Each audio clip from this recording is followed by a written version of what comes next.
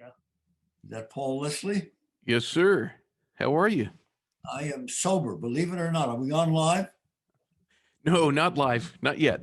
Oh, is Or this not live. being I taped? haven't begun recording, is what I meant to say. What? Hey, it's me. Ladies and gentlemen, it is a great pleasure to be welcoming this man. He is nothing short of amazing.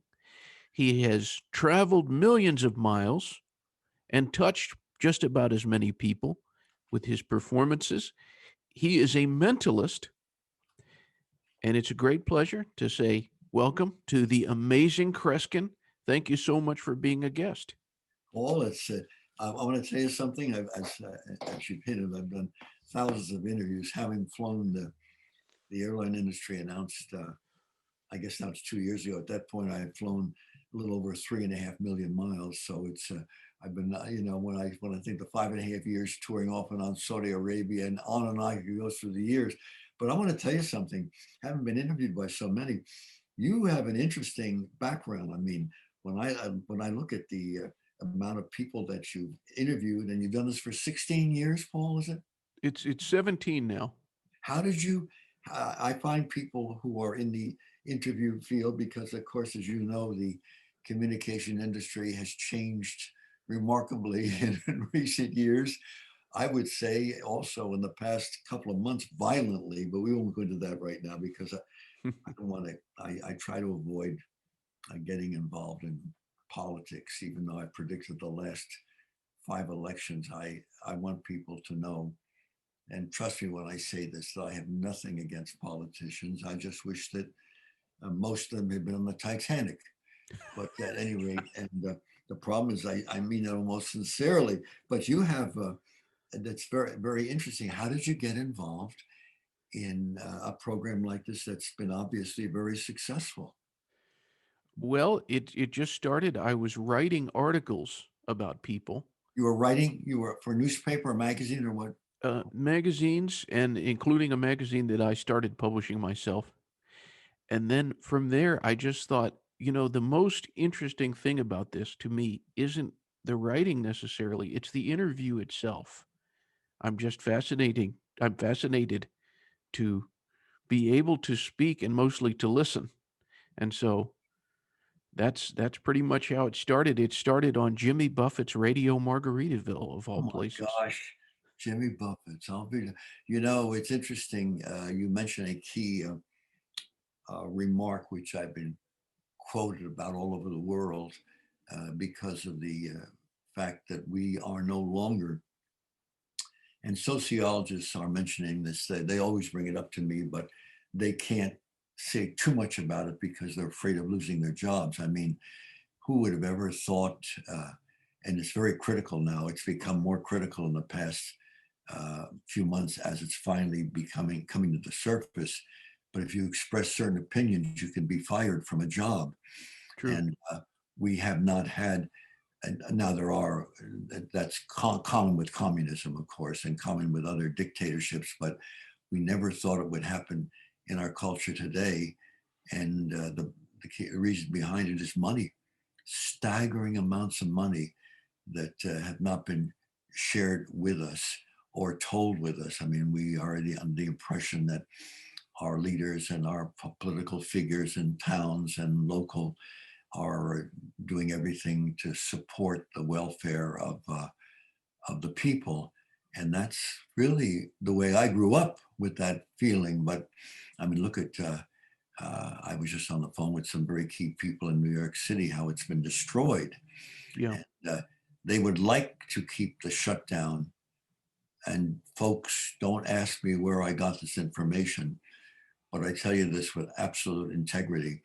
They'd like to keep the shutdown another half year because there are groups making millions of dollars now that they've put out of business thousands of private and small firms and businesses all over the country. So our culture is in a very serious critical state, and it may take some young people who aren't afraid of being fired or what have you. I mean, networks have fired people because of you. By the way, I don't know if you heard about this, but because I'm informed constantly, the word picnic is now going to be damned to be used in a conversation. You may have heard about this already because they have discovered that 300 or 400 years ago was used for some other rather questionable means, which means you could almost do this with any word. I have a list, I would never show it, and I of 18 people, and the young people are hired now to research them because Kate Smith has already been taken off the, she sang "God Bless America" Right. and during the Second World War. What an inspirational song when the great composer wrote that song. He turned it over to her, and she finally said, "No, this is a war we're at. We need to let others uh, uh, sing the song as well." But when I was a kid, 6, 7 years old, I went to a movie theater for 15 cents.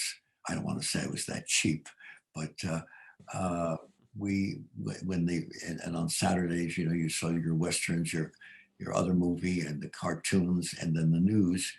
Uh, Before the movie started, there was a Kate Smith on film, and we all stood up as she sang to us "God Bless America," which I heard hundreds of times.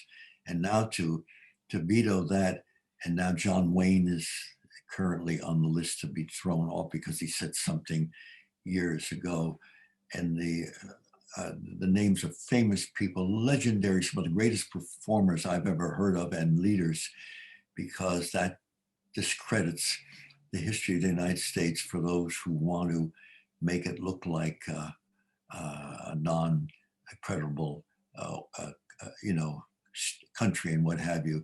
So now in New Jersey, we're having the 1619 course being given, which was been written by it's been worked on for a number of years. I knew about it 8 years ago, but it's now legal in New Jersey, and it's written by historians. Because if you want to study history, do not go to a university, folks. For God's sake, stay 10 miles away from a university because you're not learning. Now, history is being taught to show that the white people have caused the discrediting and the lowering of the United States. And that's so people are taking kids out of grade school now in New Jersey, wanting them to get this kind of flavor is very unfortunate. And since I travel a great deal and I'm constantly being interviewed on issues and what have you, it's the thing you mentioned something very critical earlier, and that is the truth of the matter is we don't listen to each other anymore.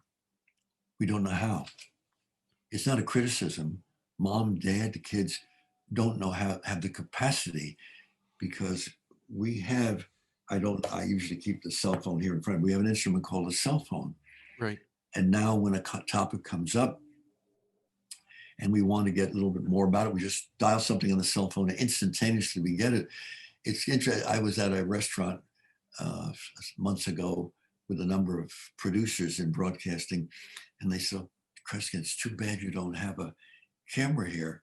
Look at this." And it was a pancake place, one of my favorites, and it was a number of the tables had 4 to 5 or 6 college or high school students at the tables, and they weren't conversing. They were Hmm. all on their cell phones. Yeah. Yeah. It's very it's very strange at times. I mean, I'm a pretty young person, but sometimes I stop, pause, and look, and I think, wow, what a what a weird image this is in my mind. Well, because we're not thinking and reflecting upon what we've heard, and sometimes it's better to listen and reflect upon it as you're eating or what have you, because you may suddenly think to yourself, "Gee, that's the second time when she said we brought that subject up. She gestured in this way. It probably has more meaning to her because we're learning in far other ways than just the spoken word. But because we're not reflecting, we're not learning from what we've observed. When I was a kid, uh, and we all heard every kid in grade school heard this, in that we quoted the American Indian. If you want to know somebody, walk in their shoes before you criticize them. Right. And that isn't told today. We criticize people, whether it's politically or otherwise, without even walking in their shoes. And the American Indian really had the answer on the wall because you can do that with a foreigner. and learn much about them. So I'm very impressed with your background. There are people from all walks of life, and and the list here. I won't go into the list. I mean everything from John Schaefer, Jeff Bridges, Larry King, Regis Philbin. What a wonderful interviewer he was. I was so close to him through the years, you know. Well, you have had an incredible career, so I'm very honored to be speaking with you. My pleasure. And I have to say, you probably have. Could we possibly count how many people have been propelled into a state of wonder by what you do? Has Oh, there been a time, Kreskin, where you were on stage and you yourself were marveled, like, wow, this is an amazing moment right here and right now?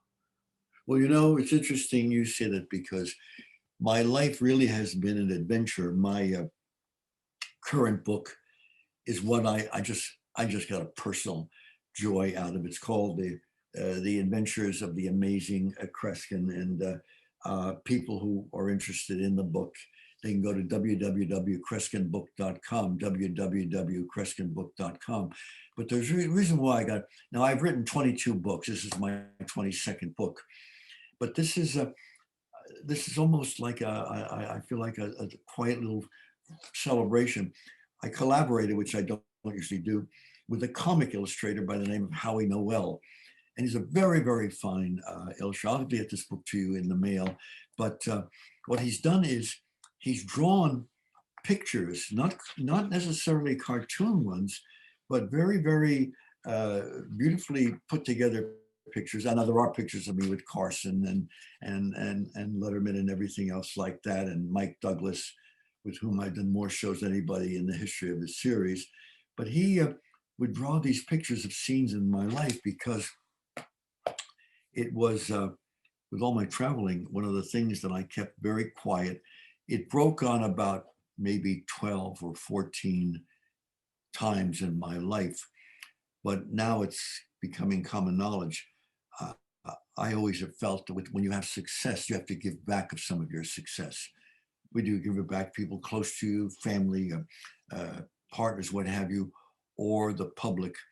And I have been called in my career on 86 crime cases.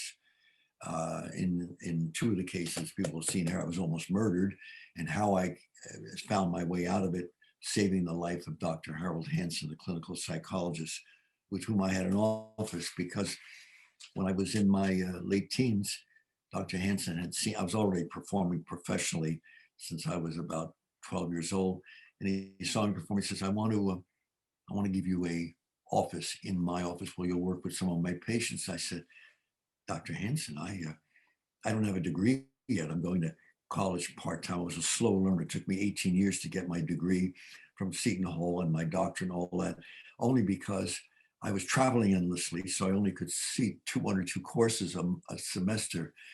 The first semester was dramatic in my life because the head of the Department of Psychology on the fifth or sixth week stopped everything and said, folks, he doesn't know this yet, but young man, Mr. Kreskin, you're going to teach the next 6, 7 weeks of psychology, because he felt my experiences were so dramatic, working with audiences Hmm. Yeah. that I could talk about that. And that was better than my being hired by a sideshow group that would have me jumping out of a parachute. No, I'm only joking. That's the other thing in my life. If you talk to very fine professional comedians, comedy is disappearing in our society today. Comedians are now, and it's brought up every once in a while, even on some of the news shows, are concerned about what they can kid about anymore because there's organized groups that if you talk about anything, you're anti this, you're anti green, anti blue, God forbid, anti-white, or all these things like that. So Seinfeld announced, as you probably know, 2 years ago, he would never work in a university again. And it Yeah. got gigantic publicity. But now there are 7 more comedians because, and I know this for a fact, if you work in many of the big universities, you have to submit your script ahead of time. And as Seinfeld said, we we ad lib as comedians. That's the pricelessness of our work. And I can remember as a kid, Second World War, and Roosevelt was president, and I go to movies with 15 cents to pay to see newsreels and the movies.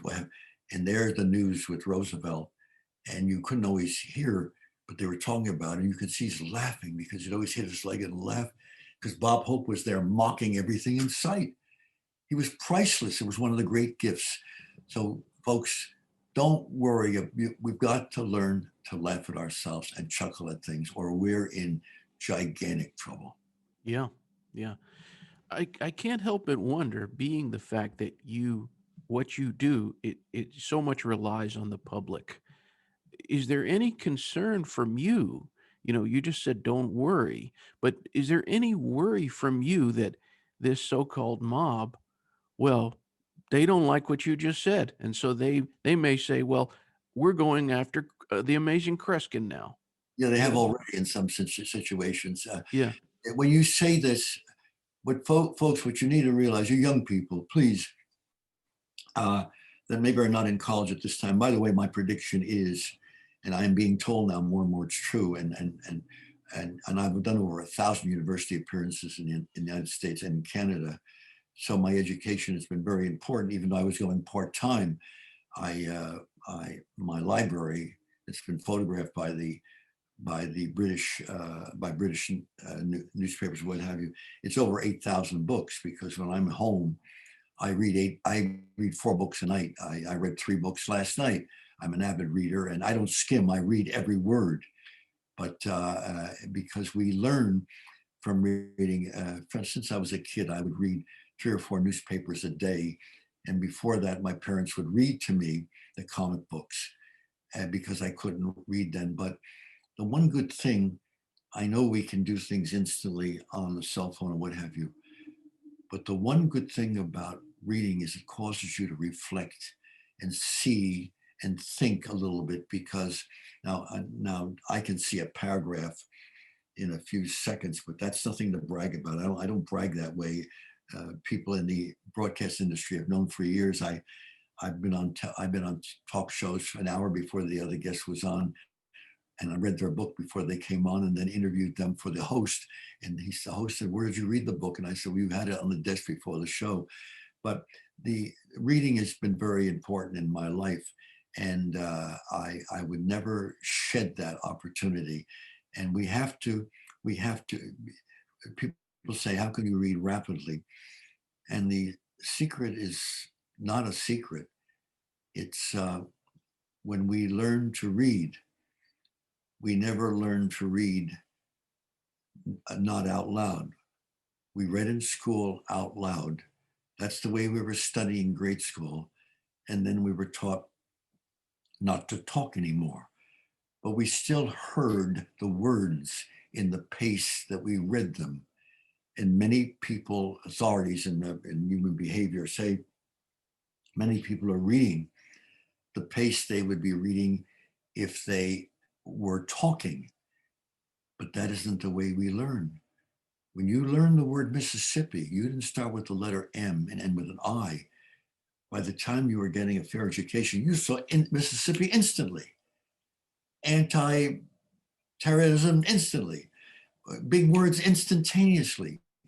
But we never learned to do that with a phrase. I learned to read a sentence in seconds because I saw it all at once. That was not a miracle. It became a habit that some of the authorities on reading discovered years and years ago. So it's interesting how the mind works. And because I'm working, I'm still performing, and now with our limitations in audiences and what have you, a lot of performers are not working. But I'm doing private appearances on the internet where people are in their homes. I'm booked for bookings. One gentleman who booked me 3 years ago on Christmas Eve decided recently, hey, my people we need to get out and communicate or do something. People are being sequestered in their home, which I think is one of the greatest mistakes made by the politicians to lock people in their home. The damage is far even beyond the disease because now people are thinking suicidal. So are young people in their 20s and 30s. It's now 25%. The sociologists told me as of yet 5 days ago, 25% have thought in terms of suicide because you can't lock in your life totally in that way. But at the same time, he decided to hire and get cameras in each of the homes of the people that were at his home when I performed for him 3 years ago. And here I did a live performance from here in my theater downstairs for this audience that were some 50 some people.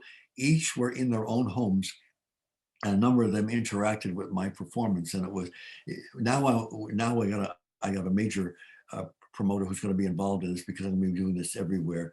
It was a great satisfaction to interrelate. I prefer live shows, but these had a life all their own. And we know this in talking to each other. There's a life to this. And matter of fact, folks, I want you to know this. He dare not, Paul Leslie dare not edit this out because I'll let it out that he did. I promise you, folks, I will not. If I'm on the show with him ever in his office live with him, I dare not read his thoughts. I'm only joking, Paul. Only joking. Well, I think this is something you're probably asked all the time. So Kreskin, what am I thinking? But I'm going to ask you this. What are you thinking about this particular broadcast? What goes through your mind? What is the mood of the conversation we're having? What's happening? I think what's interesting, I looked at some of the background of your work, and that you're reading from people from all walks of life. Not only discussing their humor and what changes they made and how some of the serious factors. So you've given it an open forum, and that's a very, very healthy thing at this time. This is a very healthy kind of broadcast that you're offering it because it's needed more and more. I mean, you've got people, some of the shows do nothing but attack politics, which is fine, but we got to realize something. It can get tiring after a while. Yeah. It can get repetitious after a while, and people have to have a wider scope. That's why I respected and I became very close to someone like Regis Philbin and what have you, because he was a genuine man. He to know him personally, the way you saw him on camera, that's the kind of person he walked to work every day. He walked to work and walked in by himself. He started his series. He started the broadcast with a man you may not have heard of because you're a younger person. His name was Joey Bishop. Oh, yeah. Regis had a show. Joey had a show early in the broadcast, and Regis became the announcer of the show. But let me tell you how history can be distorted.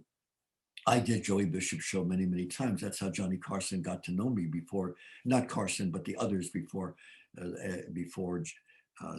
Steve Allen left the Tonight Show and went to New York to Hollywood, and Carson got to see me on the Steve Allen Show. And then I did the '88 shows with Carson, but at the same time, Joey is walking to work one night and Regis told me this years later after he had his own series and he was partially retired, and we're sitting in a restaurant there. He said, we're walking to work, and Joey and I would talk, and Joey said, Johnny has all the viewers. And Regis says, no, Joey, you do such a good job. People are very loyal to you. He says, yeah, but Johnny has all the viewers. They get near the door of the studio, and Joey says, Regis.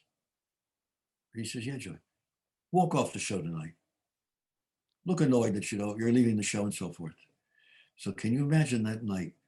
No pre-arrangement, no pre-announcement. People in the business say, that's not the way this was written up. I never knew this true story. I said, well, this is the truth.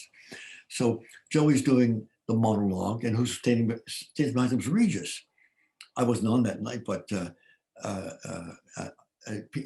people are probably wondering what's going on. And Joey looks and surprised, and goes on to talk. And he says, Regis, everything all right? And Regis says, no, Joey, I'm leaving the show. And Regis says, well, Can we discuss it? Well, no, it's a personal thing, and I'm going to be leaving and on this went. And the show went off the air. They did not know that Joey asked him to leave, nor did the crew know. They didn't know what the hell to do because now Joey's got guests on, and you almost don't know what to talk about and what have you. And here, it got on the news later on that Regis left because of disagreement and so forth. And it was just an idea of Joey. And Joey knew when Regis came back 6, 8 weeks later that everything was back to normal. But isn't it interesting how the stories in the textbooks will sometimes give you a different story of what really happened? That's Right. part of history.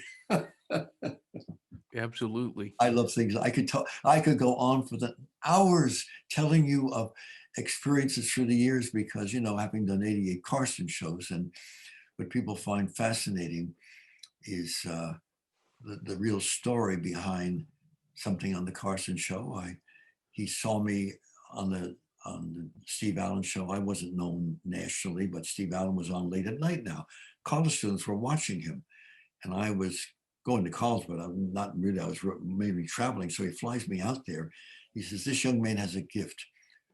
Would you welcome Kreskin?" He didn't call me Amazing. Carson gave me that title. So I'm walking towards Steve Allen and know it all in the 60s, 70s. I'm looking at the camera. Well, the camera's following me across a long stage because Allen is standing on a dais like all the other performers did. But the lights around the camera were very hot in those days. And you don't look at a camera like that. So what was happening? I was getting blinded as I get closer and closer to Steve Allen, closer, finally get to him, trip over the dais and fall flat in my face. My family considers it the highlight of my career. But a man was looking at the show that night because he always taped his show in the afternoon. Johnny Carson did. Came back to his wife sitting and he sees a mentalist is on. He sees me, and he sees the incident.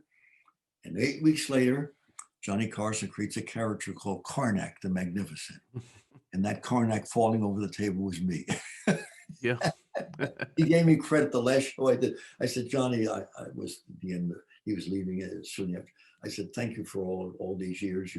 You kid about me when I'm not even on. He says, oh, the mighty Karnak. So we can't erase our past. I warn you about that, Paul, which is a good thing. It's a healthy thing.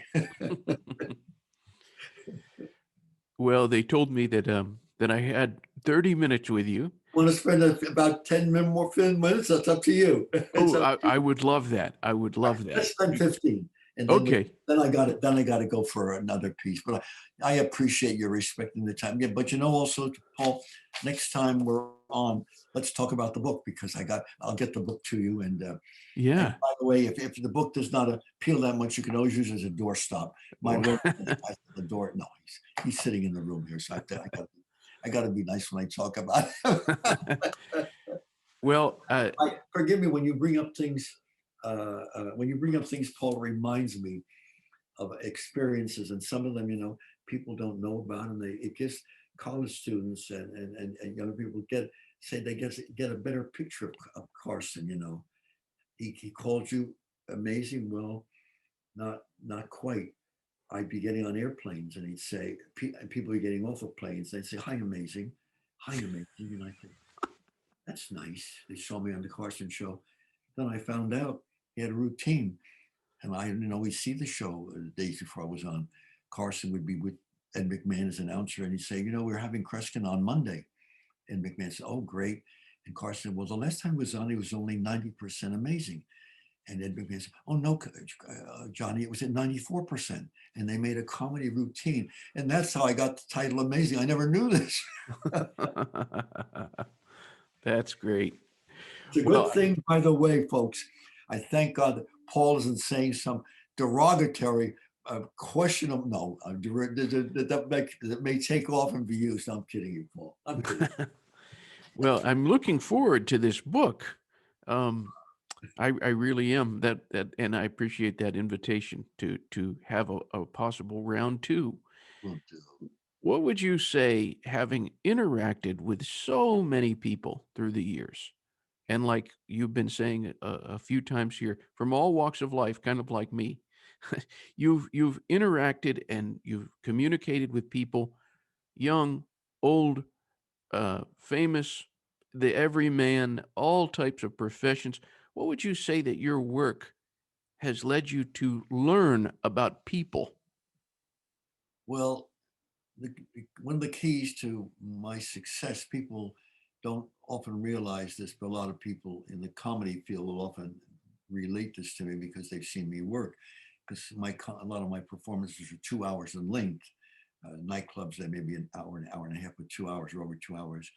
Uh, I don't have a I don't have a boundary. Footlights are there, but I don't have footlights in the sense of the word, the physical sense between myself and my audience, because the audience are an extension of what I do. Without an audience, I don't have equipment. I don't have props. I don't have special illusions or what have you. I'm working with people's thinking. And consequently, I have learned to think. When I walk out on stage, I can tell you within 2 or 3 minutes. For example, I predicted last 5 elections. It's not because I was into a crystal ball, but one of the secrets was that I would joke with the audience about both parties. Well, I performed in Trump's home in the past, and and so forth, and Clinton and what have you. I talked, and I'll say a joke about each of them, not derogatory. By the laughter and by the no nonverbal response, I can tell you how most of that audience that night will vote. Not that the whole country will, but that will. But when you do hundreds of shows, you begin to hear a pattern. So when in 2016, everybody knew she was going to win, Trump wasn't going to win. All the surveys said so and so was going to win, and I finally said to let me file away and they put it in a fashion window, a multi-million-dollar guy that has these expensive fashion. He put it in a safe in a window that had a guard on who I thought was going to win. And I tell college students, and I tell students, I said, for God's sakes, don't you pay attention to surveys. Don't pay attention to these things that go around. They mean beans. Because when people say, when they're asked something directly, may not be how they feel, but how they feel it's expected of them, or at that time they feel, because they could change their mind later on. And with her, everybody knowing she was going to win, turns out Trump won. Right. So we have to listen to people in other ways. And sometimes in just a casual remark, we may listen to them. Or if when we're talking to people, and a subject is brought up and they suddenly turn and pick up something off the table. It may be an unconscious point of saying, I don't like that topic, or it's not something I feel comfortable about, or I don't want to say something.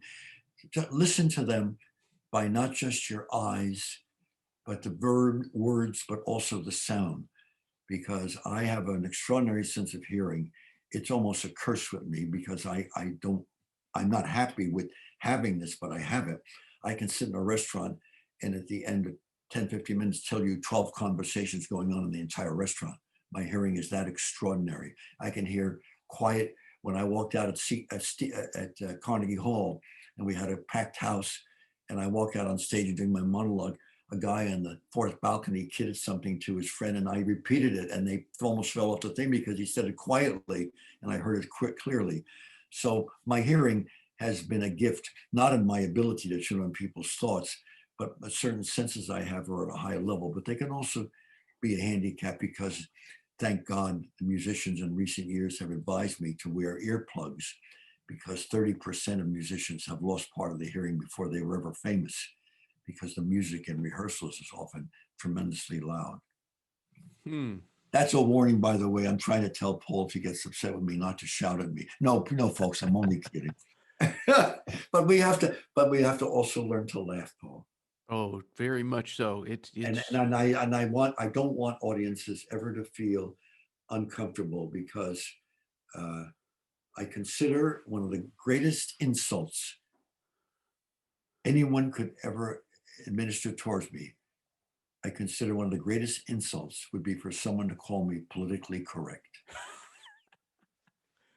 I I refuse to be typecast. uh I like that. I like that a lot. You're a I, good guy, Paul. I get good vibes from you. I really do. well, thank you for saying It that. would be safe to read his thoughts, but I better not. Why not? Why do you say that? I'm kidding. No, I'm joking. No, I don't feel that way at all. I've worked with presidents, and heads of what have you. Uh, and also some of the dramatic incidents. Uh, the time I ended a show in Indianapolis, well, they all know the story at the nightclub early, and they wondered if everything was all right. And I said, no, the last person whose thoughts I was reading, I gave her a name she had in mind or some early address. She had planned suicide. Mm, And most people that plan suicide hope to be caught. Some of the most famous actors and actresses who died, it is felt they did not mean to. They were looking to cry out for help. But it's a very, I don't know everything about human behavior. Don't ever misunderstand me. But that has been related to me many, many times. Some of the most famous actors and actresses, even in recent years, that died in bed because the problem is when they're using drugs, they forget when they overdose, yeah. and that's the tragedy of drugs. So anyway, but I had to share with you. So we got a priest and a minister, and I sat with the lady and told her, "You must see this priest now every day." So I hear from her every once in a while now because she pulls through.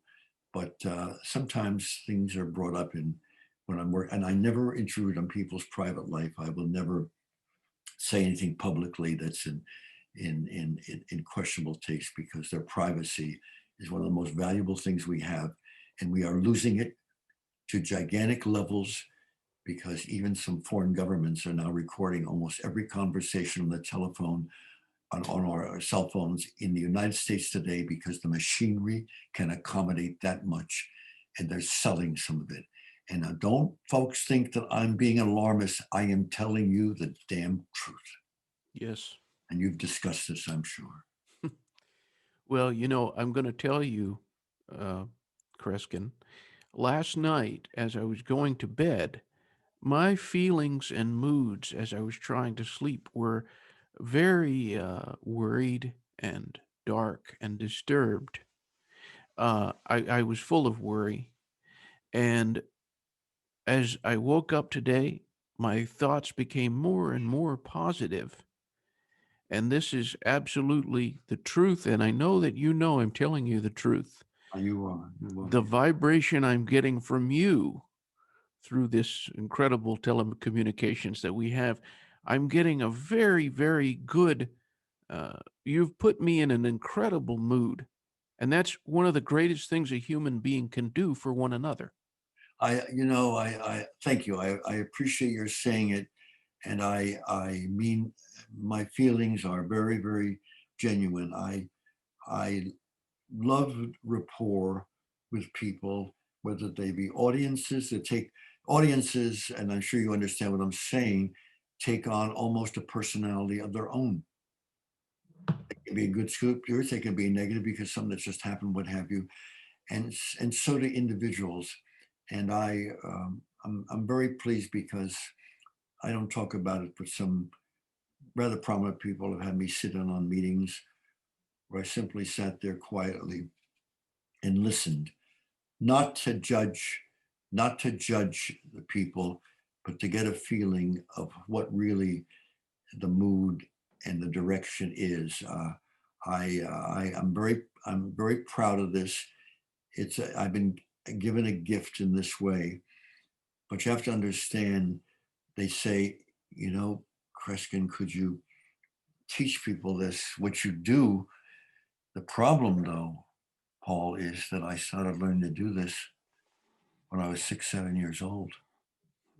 And I play act games with people where I was not so much solving as a detective a crime, but maybe reading people, how they were thinking and what have you. Because I always felt, since I read a comic book called Mandrake, the Magician, written by Lee Falk and Phil Davis, when I was 5 years old, I said, I'm going to be like that person. He wasn't a magician. He had hypnotic abilities, he had telepathic abilities. He solved crimes. And years later, at Sardi's restaurant, one of the most touching moments of my life was when they invited me to meet Lee Falk, because I play acted Mandrake and then was starting to perform in my grade school doing thought ring experiments and during show and tell. So here now I'm established and performing, and I go to New York to meet Lee Falk. He recognizes me and shakes hands with me, and there are all these professors and graduate students interviewing him about his comics, Mandrake and the Phantom. Mandrake was the biggest comic in Italy in the Second World War. It was an American comic that they advised Fellini, they advised the powers that be not to move away because the public loved the Mandrake. So anyway, in the middle of all these Q&As, he stopped his Q&A and said, I want to stop the program just for a moment. He said, over to my right, there is Kreskin, the Amazing Kreskin. And since I've written this comic since 1935, he alone has become closest to being in real life what my comic character. What can you imagine how that I couldn't even talk. And I'm reminded of this by professors that were at the event and what have you. Of course, I don't want to tell you that Lee Falk was an excellent hypnotic subject and I altered his thinking. No, I'm joking. I'm joking. Well, listen, we're going to continue soon, are we? Absolutely, absolutely. I'm looking forward to the book, and It's going to come. The Adventures of the Amazing Kreskin, the Adventures. and that's at KreskinBook.com. Yeah, www.kreskinbook.com. And Okay. by the way, what's interesting is people are now, because this is not the kind of book that I've written before, heavy 300, 200 page books, but with the pictures in it of situations where crime was about to take place and what have you. People, families are sitting with their kids and they're reading the story and saying, oh, they can see the pictures of how I was beset by sometimes not the most worthy situation. And then when we get together in the future, I'll talk about how in all my shows around the world, my check is hidden by the audience while I'm out of the theater, guarded. And when I return, and this is going to be a cliffhanger, folks, but when I return, there's no conversation. I don't ask anyone questions.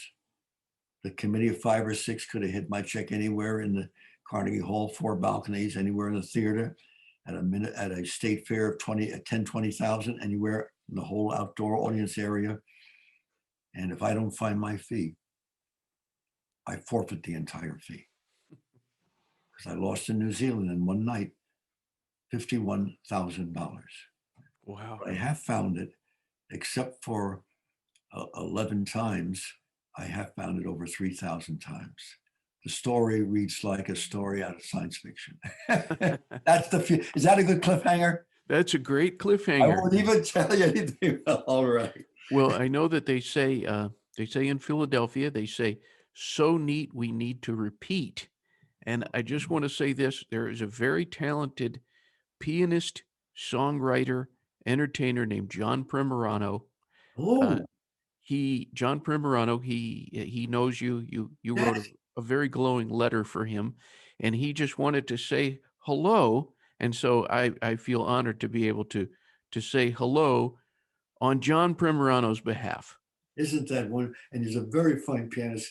Uh, I, I, people don't know much about this, but I've been playing the piano since I was 5 years old, and I Ah, have downstairs a concert game for me, and a piano upstairs because when I appeared at Carnegie Hall, Skitz Henderson devoted the entire second half of the concert to yours truly. So the piano means a lot to me, and this gentleman is a very fine performer. And by the way, one of the legendary contributors to the history of the piano, no question about it, was Liberace. People have yes, no idea. He sold thousands of pianos. We ladies. got to be continued. That's what I'm going to say. I will not say to you goodbye. I will say, in the spirit of broadcasting, to be continued. And Paul will be talking soon again, be the good Lord willing. Yes, sir. Ladies and gentlemen, the amazing Kreskin.